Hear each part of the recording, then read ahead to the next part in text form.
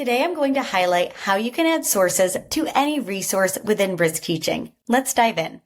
I'm going to come on over and I'm going to open Brisk. From here, I'm just going to go ahead and click Create. Now, once I'm in the Create library, I really can create anything. You'll see all of your curriculum essentials to select from. And in this case, I'm going to make a resource for my students. I can always choose to translate to any language of choice. And of course, I can add my own custom prompt. Remember, you can get very specific and really make sure that you're adjusting this to your own unique students. If I want to attach learning standards, I can do that as well. And I can always toggle to a different grade level. Now, right below that, that's where you're going to see the box to check to include sources. So that's what I want to do. These are going to be live links that fall at the end of the content that's generated.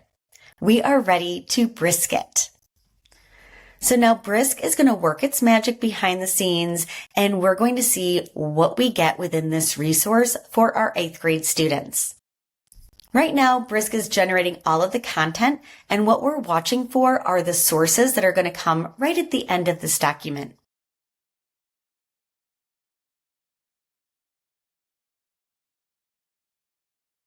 So now I'm just going to X out, and you're going to see all of the sources right here. If I come on down and select source 1, it's going to show me this source, and now I can always look back through this information. Maybe I want to incorporate something additional into what I generated. The possibilities here really open up for us because now we're able to see the sources, add our sources, visit different sites, and of course, bring in additional activities if we want to. I really love that we can now add sources to any of the content that we generate in Brisk Teaching. If you give it a try, let us know, comment below, and of course, share any questions.